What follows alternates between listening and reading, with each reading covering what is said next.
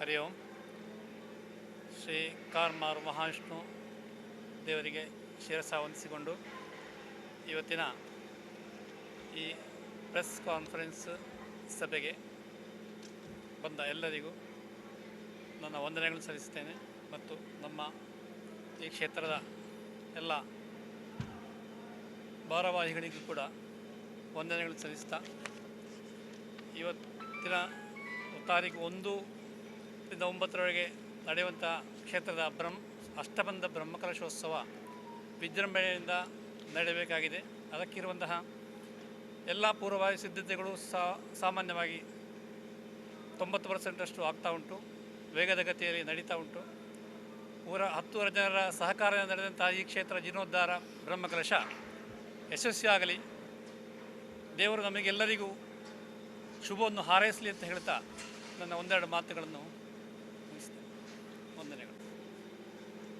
ಸ್ಥಳ ಸಾನ್ನಿಧ್ಯವನ್ನು ವಂದಿಸುತ್ತಾ ಆಗಮಿಸಿದ ಎಲ್ಲ ಪತ್ರಕರ್ತ ಬಂಧುಗಳಿಗೆ ಮೊದಲನೇದಾಗಿ ವಂದನೆಗಳನ್ನು ಅರ್ಪಿಸುತ್ತಿದ್ದೇವೆ.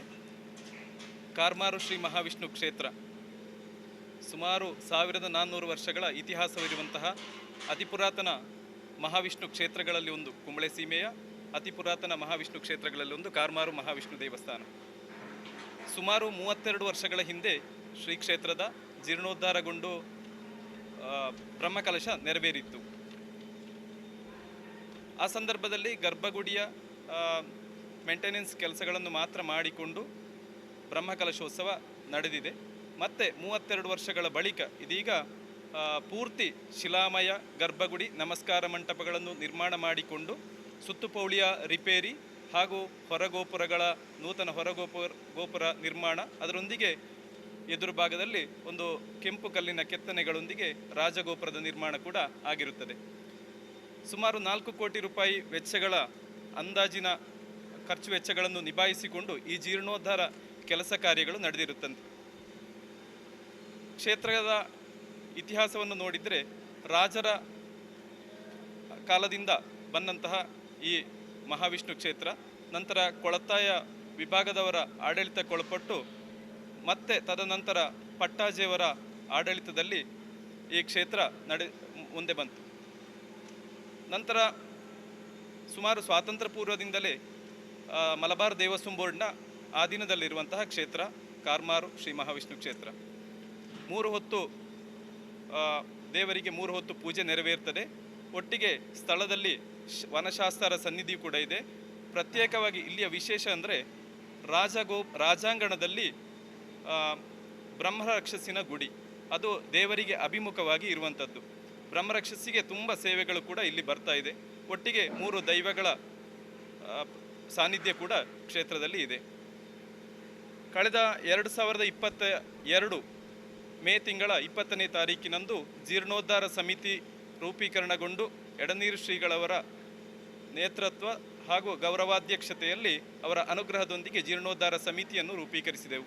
2023 ಜೂನ್ 21ರಂದು ಕ್ಷೇತ್ರದ ತಂತ್ರಿವರ್ಯರಾದ ದೇಲಂಪಾಡಿ ಗಣೇಶ ತಂತ್ರಿಗಳವರ ನೇತೃತ್ವದಲ್ಲಿ ದೇವರನ್ನು ಮೂಲಾಲಯದಿಂದ ಬಾಲಾಲಯದಲ್ಲಿ ಇರಿಸಿ 2 ವರ್ಷಗಳ ಅನುಜ್ಞೆಯನ್ನು ತೆಗೆದುಕೊಂಡು ಕ್ಷೇತ್ರದ ಜೀರ್ಣೋದ್ಧಾರ ಕೆಲಸ ಕಾರ್ಯಗಳಿಗೆ ಮುಂದಡಿ ಇಟ್ಟೆವು. ಶಿಲ್ಪಿ ಮುನಿಯಂಗಳ ವಾಸ್ತುಶಿಲ್ಪಿ ಮುನಿಯಂಗಳ ಕೃಷ್ಣ ಪ್ರಸಾದ್ ಅವರ ಮಾರ್ಗದರ್ಶನದಂತೆ ನೂತನ ಶಿಲಾಮಯ ಗರ್ಭಗುಡಿ ನಮಸ್ಕಾರ ಮಂಟಪವನ್ನು ನಿರ್ಮಾಣ ಮಾಡಿಕೊಂಡೆವು. ಪ್ರತ್ಯೇಕವಾಗಿ ಕುಸುರಿ ಕೆತ್ತನೆ ಕೆಲಸಗಳು, ತಂಜಾವೂರು ಶೈಲಿಯ ಕೆತ್ತನೆ ಕೆಲಸಗಳೊಂದಿಗೆ ಅತಿ ವಿರಳವಾಗಿ ಕಾಣುವಂತಹ ಗರ್ಭಗುಡಿ ನಮಸ್ಕಾರ ಮಂಟಪ ನಯನ ಮನೋಹರವಾಗಿ ರೂಪುಗರಣಗೊಂಡಿದೆ. ಎಲ್ಲ ಭಕ್ತರ ಸ್ಥಳದ ಎಲ್ಲರ ಕೂಡುವಿಕೆಯಿಂದ ಈ ಸುಮಾರು 3.5 ಕೋಟಿ ರೂಪಾಯಿಯ ಸಂಗ್ರಹ ಮಾಡಿಕೊಂಡು ಇದೀಗ ಬ್ರಹ್ಮಕಲಶದ ಸನಿಹದಲ್ಲಿ ನಾವಿದ್ದೇವೆ.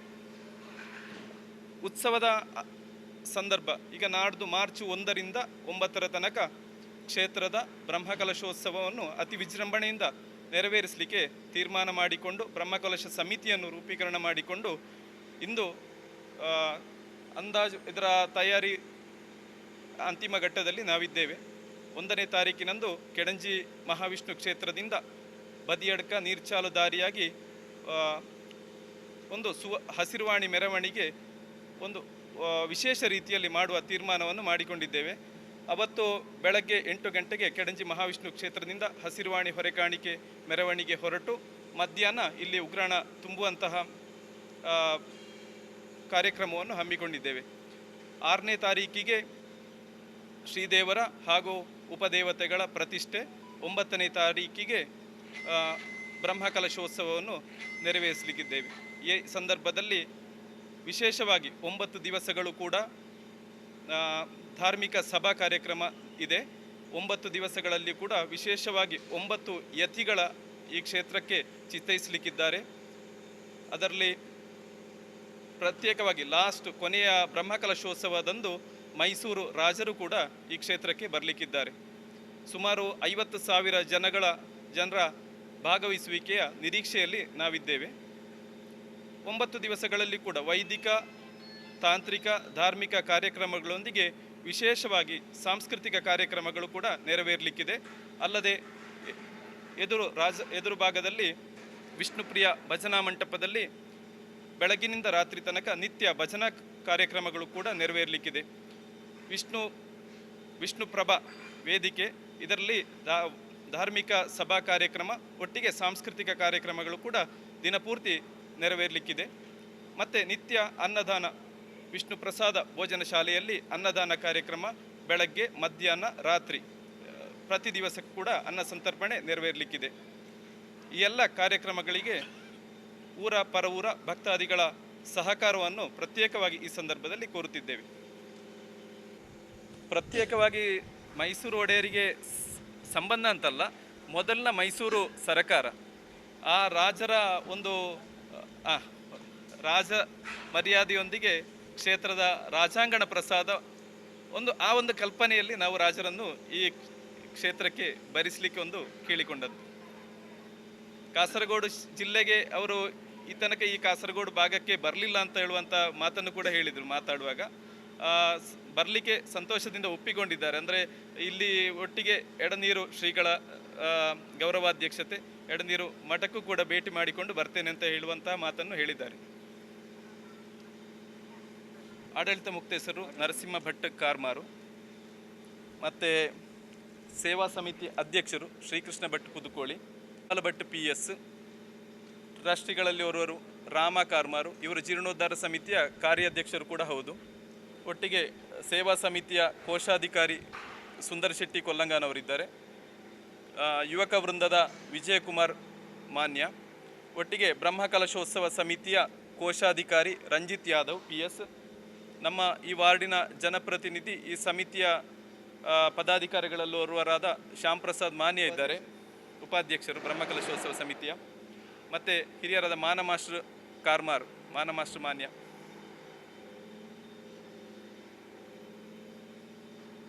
₹9 ಲಕ್ಷ. ಅಂದರೆ ಸಾಂಸ್ಕೃತಿಕ, ಧಾರ್ಮಿಕ, ವೈದಿಕ ಕಾರ್ಯಕ್ರಮಗಳೆಲ್ಲ ಒಟ್ಟಾಗಿ ನಮಗೆ ಸ್ಥಳಾವಕಾಶದ ಇಲ್ಲಿ ಸಮಸ್ಯೆ ಇದ್ದ ಕಾರಣ ತುಂಬ ವ್ಯವಸ್ಥೆಗಳಿಗೆ ನೆಲ ಸಮತಟ್ಟುಗೊಳಿಸುವುದರಿಂದ ಹಿಡಿದು ಇದರ ಪೂರ್ವಭಾವಿ ತಯಾರಿಗೆ ಸುಮಾರು ಈಗ ಅಂದಾಜು ವೆಚ್ಚಗಳು, ತುಂಬ ಖರ್ಚು ವೆಚ್ಚಗಳು ಮುಗ್ದಿರುತ್ತದೆ. ಅದರೊಟ್ಟಿಗೆ ನಮ್ಮ ಲಾಸ್ಟ್ ಬ್ರಹ್ಮಕಲಶೋತ್ಸವದ ದಿವಸ ಅವತ್ತು ಜಾತ್ರಾ ಕಾರ್ಯಕ್ರಮ, ಅವತ್ತು ರಾತ್ರಿ ನಮ್ಮ ಮಾನ್ಯಕ್ಕೆ ಸಮೀಪವಿರುವ ನಮ್ಮ ಮಾನ್ಯದಿಂದ ಈ ಕಾರ್ಮಾರಿಗೆ ತಿರುಗುವಂಥ ಅಲ್ಲಿ ಒಂದು ಮೈದಾನ ಇದೆ, ವಿಷ್ಣು ಲೀಲಾ ಮೈದಾನ, ಇಲ್ಲಿಯ ಬೆಡಿಕಟ್ಟೆ ಕೂಡ ಇರುವಂಥದ್ದು. ಅಲ್ಲಿ ಯುವಕ ವೃಂದದ ನೇತೃತ್ವದಲ್ಲಿ ಒಂದು ಮೆಗಾ ಗಾನಮೇಳ, ಐಡಿಯಾ, ಸ್ಟಾರ್ ಸಿಂಗರ್, ಸರಿಗಮ ಇದರ ವಿನ್ನರ್ಗಳೆಲ್ಲ ಭಾಗವಹಿಸುವಂತಹ ಒಂದು ಮೆಗಾ ಗಾನಮೇಳ ಕೂಡ ಅಲ್ಲಿ ನಡೀಲಿಕ್ಕಿದೆ ಆ ದಿವಸ. ಅವತ್ತಿನಿಂದ ಇಲ್ಲಿವರೆಗೆ ಮಾಧ್ಯಮದವರ ಸಹಕಾರ, ಇನ್ನೂ ಕೂಡ 9ನೇ ತಾರೀಕಿನವರೆಗೆ ಮಾಧ್ಯಮದವರ ಸಹಕಾರ ಸಂಪೂರ್ಣ ಬೇಕು. ಈಗ ಶಾಮಣ್ಣ ಹೇಳಿದಂತೆ ಕಳೆದ 2 ವರ್ಷಗಳಿಂದ ಈ ಹಳ್ಳಿ ಪ್ರದೇಶದಲ್ಲಿರುವಂಥ ಕಾರ್ಮಾರು ಅನ್ನುವ ಈ ದೇವಸ್ಥಾನವನ್ನು ದೇಶ ವಿದೇಶಗಳಿಗೆ ಪಸರಿಸುವಲ್ಲಿ ಪ್ರತ್ಯೇಕವಾಗಿ ಇಲ್ಲಿಯ ಮಾಧ್ಯಮ ತಂಡ ಒಳ್ಳೆ ನಮ್ಮೊಂದಿಗೆ ಸಹಕಾರವನ್ನು ನೀಡಿರ್ತದೆ. ಈಗಾಗಲೇ ಎಲ್ಲಿ ಹೋದರೂ ಕೂಡ ಕಾರ್ಯಕ್ರಮ ಈ ಇನ್ವಿಟೇಷನ್ ಕೊಡುವಾಗ ಹೇಳ್ತಾರೆ, ಕಾರ್ಮಾರು ನಾವು ನೋಡಿದ್ದೇವೆ, ಅದರಲ್ಲಿ ನೋಡಿದ್ದೇವೆ, ಇದರಲ್ಲಿ ನೋಡಿದ್ದೇವೆ ಅಂತ ಹೇಳುವಂಥ ಮಾತುಗಳೇ ಕೇಳಿ ಬರ್ತಾ ಇರುವಂಥದ್ದು. ಫಸ್ಟ್ ಒಂದು 4 ವರ್ಷದ ಹಿಂದೆ ನೋಡಿದರೆ ಬದಿಯಡ್ಕದಲ್ಲಿ ನಾವು ಜಾತ್ರೆಯ ಆಮಂತ್ರಣ ಪತ್ರಿಕೆ ಹಿಡ್ಕೊಂಡು ಹೋಗುವಾಗ ಕಾರ್ಮಾರು ಎಲ್ಲಿ ಅಂತ ಕೇಳಿದಂಥ ಕೆಲವು ನಿದರ್ಶನಗಳಿದೆ. ಇವಾಗ ಕಾರ್ಮಾರು ಗೊತ್ತುಂಟು ಅಂತ ಹೇಳುವ ಮಟ್ಟಿಗೆ ಮಾಧ್ಯಮದ ಸಹಕಾರದಿಂದ ಈ ಮಟ್ಟಕ್ಕೆ ರೀಚ್ ಆಗಲಿಕ್ಕೆ ಸಾಧ್ಯವಾಗಿದೆ. ಪ್ರತ್ಯೇಕವಾಗಿ ಸಮಿತಿಯ ಪರವಾಗಿ ಕೃತಜ್ಞತೆಗಳನ್ನು ಈ ಸಂದರ್ಭದಲ್ಲಿ ಅರ್ಪಿಸ್ತೇವೆ. ಇಕಾನಮಿ ಅಂದರೆ ಈವರೆಗೆ ಕ್ಷೇತ್ರಕ್ಕೆ ಸುಮಾರು ಈಗ ಜೀರ್ಣೋದ್ಧಾರಕ್ಕೆ ಹೊರಟ ನಂತರ ಭಕ್ತಾದಿಗಳ ಸಂಖ್ಯೆ ಜಾಸ್ತಿ ಆಗಿದೆ. ಇಲ್ಲದಿದ್ದರೆ ಇಲ್ಲಿಯ ಆರ್ಥಿಕ ವ್ಯವಸ್ಥೆಯನ್ನು ನಿಭಾಯಿಸಲಿಕ್ಕೆ ಕಷ್ಟದಂಥ ಸಂದರ್ಭ ಇತ್ತು. ಇವಾಗ ಎಂಡೋಮೆಂಟಿನಿಂದ ಒಂದು ಅಮೌಂಟ್ ಇಲ್ಲಿಯ ಅರ್ಚಕರಿಗೆ ಮತ್ತು ಸಹಾಯಕರಿಗೆ ಒಂದು ಅಮೌಂಟು ಎಂಡೋಮೆಂಟಿನಿಂದ ಬರ್ತದೆ. ಅದಲ್ಲದೆ ಇಲ್ಲಿ ಪ್ರತ್ಯೇಕವಾಗಿ ಭಕ್ತರೇ ಇಲ್ಲಿಗೆ ಭಕ್ತರೇ ಇಲ್ಲಿಯ ಒಂದು ಸೋರ್ಸು. ತುಂಬ ಸೇವೆಗಳು, ಈಗ ಹಾಲು ಪಾಯಸ, ಮಹಾವಿಷ್ಣುವಿಗೆ ಹಾಲು ಪಾಯಸ, ಪ್ರತ್ಯೇಕವಾಗಿ ಹಾಲು ಪಾಯಸ, ಕಾರ್ತಿಕ ಪೂಜೆ, ಒಟ್ಟಿಗೆ ಬ್ರಹ್ಮರಕ್ಷಸಿಗೆ ಹಾಲು ಪಾಯಸ, ಇದು ಮೇಯ್ನಾಗಿ ಇಲ್ಲಿ ನಡೆಯುವಂಥ ಸೇವೆಗಳು. ತುಂಬ ಜನರಿಗೆ ಇದರ ಫಲ ಸಿಕ್ಕಿದಂಥ ನಿದರ್ಶನಗಳಿದೆ. ತುಂಬ ಇಲ್ಲಿ ಸೇವೆಯನ್ನು ಮತ್ತೆ ಸಲ್ಲಿಸುವ ಸಂದರ್ಭದಲ್ಲಿ ಬಂದು ಪ್ರಾರ್ಥನೆ ಮಾಡುವಾಗ ನಮಗೆ ಗೊತ್ತಾಗ್ತದೆ. ಆ ಒಂದು ಕಾರ್ಯಕ್ರಮವೇ ಇಲ್ಲಿ ನಾವು ಫೋಕಸ್ ಮಾಡಿರುವಂಥದ್ದು. ಅಂದರೆ ಈ ಕ್ಷೇತ್ರಕ್ಕೆ ಬಂದ ನಂತರ ಅವರು ನಿತ್ಯ ಬರ್ತಾರೆ, ಅದು ಗ್ಯಾರಂಟಿ. ಈಗ ಹೊರಗೆ ಈಗ ಒಂದು 3 ಹೊತ್ತು ಪೂಜೆ, ಇಲ್ಲಿ ಹತ್ತಿರದಲ್ಲಿ 3 ಹೊತ್ತು ಪೂಜೆ, ಆ ಒಂದು ಸೇವೆಯನ್ನು ಕೊಡುವಂತಹ ಕ್ಷೇತ್ರ ಮಹಾವಿಷ್ಣು ಕ್ಷೇತ್ರ ತುಂಬ ಕಡಿಮೆ ಇರುವಂಥದ್ದು. ಕೆಲವು ಜ್ಯೋತಿಷ್ಯರ, ದೈವಜ್ಞರ ಚೀಟುಗಳು ಎಲ್ಲ ಇಲ್ಲಿಗೆ ತುಂಬ ಈಗ ಬರಲಿಕ್ಕೆ ಶುರುವಾಗಿದೆ. ತುಂಬ ಈಗ ಇನ್ಕಮು ಮೊದಲು ಬಂದುಕೊಂಡಿದ್ದಕ್ಕಿಂತ ಡಬ್ಬಲ್ ಈಗ ಬರ್ತಾ ಇದೆ. ಅದು ಮುಂದುವರಿತದೆ ಅಂತ ಒಂದು ಧೈರ್ಯ ಕೂಡ ಇದೆ. ಮತ್ತು ನಮ್ಮ ಈಗ ಕನ್ಸ್ಟ್ರಕ್ಷನ್ ಇಲ್ಲಿ ಈಗ ಗೋಪುರ, ಹೊರಗೋಪುರ ಎಲ್ಲ ವ್ಯವಸ್ಥೆ ಆಗಿದೆ. ಒಟ್ಟಿಗೆ ಒಂದು ಸುಸಜ್ಜಿತವಾಗಿ ಪಾಕಶಾಲೆ ನಿರ್ಮಾಣ ಆಗ್ತಾ ಉಂಟು. ತುಂಬ ಒಂದು 5,000 ಜನರವರೆಗೆ ನಿಭಾಯಿಸುವಂತಹ ಪಾಕಶಾಲೆ ವ್ಯವಸ್ಥೆ ಇದೆ. ಪಾತ್ರ ಸಾಮಗ್ರಿಗಳನ್ನೆಲ್ಲ ಮಾಡ್ತಾ ಇದ್ದೇವೆ. ಒಟ್ಟಿಗೆ ಹೊರಗೋಪುರ, ವಿಶಾಲವಾದ ಹೊರಗೋಪುರ, ಹೊರಾಂಗಣ ಇರುವ ಕಾರಣ ಮುಂದಿನ ಶುಭ ಕಾರ್ಯಗಳು ಇತ್ಯಾದಿ, ಉಪನಯನ, ಮದುವೆ, ಇಂಥದಕ್ಕೆ ಈ ಸ್ಥಳವನ್ನು ನೀಡುವಂತಹ ಆಲೋಚನೆಯಲ್ಲಿ ಈ ಸಮಿತಿ ಇದೆ. ಹಾಲು ಮತ್ತಿನ ಯೋಜನೆ ಈಗ ಇರುವ ವ್ಯವಸ್ಥೆಯಲ್ಲೇ ಸಾಧಾರಣ ಒಂದು 2,000 ಜನಕ್ಕೆ ನಿಭಾಯಿಸಬಹುದು. ಈಗಿನ ಹೊರಗೋಪುರ ತುಂಬ ವಿಸ್ತಾರ ಇದೆ. ಮತ್ತು ಪಾರ್ಕಿಂಗ್, ವಿಶಾಲವಾದ ಪಾರ್ಕಿಂಗ್ ಸೌಕರ್ಯ ಇದೆ. ರಸ್ತೆ ಈಗ ಪಂಚಾಯತ್, ಬ್ಲಾಕ್ ಪಂಚಾಯತ್ನ ಸಹಕಾರದೊಂದಿಗೆ ಈಗಾಗಲೇ ರಸ್ತೆ ಕಾಂಕ್ರೀಟೀಕರಣ ಇಲ್ಲಿವರೆಗೆ ಆಗಿದೆ, ಕ್ಷೇತ್ರದವರೆಗೆ ಆಗಿದೆ. ಮತ್ತು ಇಲ್ಲಿಂದ ಮುಂದೆ ಇನ್ನು ಚೆಡೆಕಲ್ ರೋಡಿಗೆ ಸಂಗಮವಾಗುವಂತಹ ಒಂದು ಹೊಸ ರಸ್ತೆ ನಿರ್ಮಾಣ ಆಗ್ತಾ ಇದೆ. ಅದಕ್ಕೆ MLA ಈಗಾಗಲೇ 45 ಲಕ್ಷ ರೂಪಾಯಿ ಫಂಡ್ ಇರಿಸಿದ್ದಾರೆ. ಅದೊಂದು ಹೊಸ ರಸ್ತೆ ಕೂಡ ಇಲ್ಲಿ ನಿರ್ಮಾಣ ಆಗ್ತದೆ. ಅದಾದ ಕೂಡಲೇ ಮತ್ತೆ ಬದಿಯಡ್ಕಕ್ಕೆ ಇಲ್ಲಿಂದ ಕೇವಲ 4 ಕಿಲೋಮೀಟರಲ್ಲಿ ಬದಿಯಡ್ಕಕ್ಕೆ ರೀಚ್ ಆಗ್ಬೋದು. ಯುವಕರು ಸಾಮಾನ್ಯ 4 ತಿಂಗಳಿಂದ 4 ತಿಂಗಳ ಜಾಸ್ತಿ ಇದ್ದಾರೆ. ಡೈಲಿ ರಾತ್ರಿ ಆಗಲು ಮುರಿಲಿಕ್ಕೆ 250 ಜನ ಅಲ್ಲ ಸ್ವಾಮಿ, ಮುರಿಲಿಕ್ಕೆ 250 ಜನ ಭಾಗವಹಿಸಿದ್ರು. ಅದೇ ನಂತರ ಇಲ್ಲಿಯವರೆಗೆ ಸಮಾಧಾನ ನಿಲ್ಲಿಲ್ಲ. ಯುವಕರು ಪ್ರತ್ಯೇಕ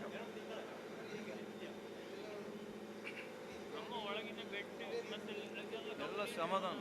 ರಾತ್ರಿ ಆಗುವಾಗ ಎಲ್ಲರೂ ತನ್ನಷ್ಟಕ್ಕೆ ತಲುಪಿ ಬೆಲೆ ಕಟ್ಟಲಿಕ್ಕೆ ಸಾಧ್ಯ ಇಲ್ಲ. ಆದರೂ ಕೂಡ ಒಂದು ಸುಮಾರು ಎಷ್ಟೋ ಲಕ್ಷ ರೂಪಾಯಿಯ ಕೆಲಸಗಳನ್ನು ಇಲ್ಲಿಯ ಭಕ್ತಾದಿಗಳು ಸೇರಿ ಮಾಡಿ ಮುಗಿಸಿದ್ದಾರೆ. ನಿತ್ಯ ಈಗ ಇವರು ಹೇಳಿದಾಗೆ ಸುಮಾರು 200-250 ಜನ ಕಾರ್ಯಕರ್ತರು ನಿರಂತರ ಇಲ್ಲಿ ಭಾಗವಹಿಸ್ತಾ ಇದ್ದಾರೆ. ಸುಮಾರು ಕೆಲವು ತಿಂಗಳುಗಳಿಂದ ಹಗಲು ತಮ್ಮ ದುಡಿಮೆಯನ್ನು ಮಾಡಿಕೊಂಡು ಮನೆಗೆ ಬಂದ ಕೂಡಲೇ ಸೀದಾ ಬರುವಂಥದ್ದು ಕ್ಷೇತ್ರಕ್ಕೆ. ರಾತ್ರಿ 12-2 ಗಂಟೆಯ ತನಕ ಇಲ್ಲಿ ನಿತ್ಯ ಶ್ರಮದಾನ ನಡೀತಾ ಇರ್ತದೆ. ಈಗ ಇದರ ಮಾಡಿನ ಹಂಚಿರಿಸುವಂಥದ್ದು, ಕಾಂಕ್ರೀಟ್ ಕೆಲಸ, ಬೆಡ್ ಕಾಂಕ್ರೀಟ್ ಕೆಲಸ, ಇದೆಲ್ಲ ನಾವು ಸೇವೆಯ ಮೂಲಕವೇ ಮಾಡಿರುವಂಥದ್ದು. ಆದ ಕಾರಣ ತುಂಬ ಅಮೌಂಟ್ ನಮಗೆ ನಿಭಾಯಿಸಲಿಕ್ಕೆ ಸಾಧ್ಯ ಆಗಿದೆ, ಉಳಿತಾಯ ಮಾಡಲಿಕ್ಕೆ ಸಾಧ್ಯ ಆಗಿದೆ. ಸಂಬಳ ಕೊಟ್ಟರೆ ಎಷ್ಟು ಬೇಕು, ದೊಡ್ಡ ಶ್ರಮದಾನ. ಹೌದು. ಇತ್ತೀಚೆಗೆ ಅವರಿಗೆ ಊಟೋಪಚಾರಕ್ಕೂ ಕೂಡ ವಸ್ತುಗಳು ಬರ್ತಾವಲ್ಲ. ಕಾರ್ಯಕ್ರಮ ಹೇಗೆಂದರೆ ಈಗ ಈ ಶ್ರಮದಾನದ ಸಂದರ್ಭದಲ್ಲಿ ಇಲ್ಲಿಯ ಮಹಿಳಾ ವೃಂದ ಅವರಿಗೆ ಊಟೋಪಚಾರದ ವ್ಯವಸ್ಥೆಯನ್ನು ಆ ಸೇವೆಯನ್ನು ಶ್ರಮದಾನದಲ್ಲಿ ಮಾಡ್ತಾ ಇದ್ದಾರೆ. ಈಗ ಇಲ್ಲಿಯ ಚಪ್ಪರದ ವ್ಯವಸ್ಥೆಗಿರುವ ಮಡಲು ಕೂಡ ಮಡೆಯುವಂಥದ್ದು ಕೂಡ ಮಹಿಳೆಯರು ಶ್ರಮದಾನದಲ್ಲಿ ಇಲ್ಲಿ ಮಾಡ್ತಾ ಇದ್ದಾರೆ. ಹಿಡಿಸುಡಿ ಮಾಡುವಂಥದ್ದು ಅದು ಕೂಡ ಶ್ರಮದಾನದಲ್ಲಿ ಆಗ್ತಾ ಉಂಟು.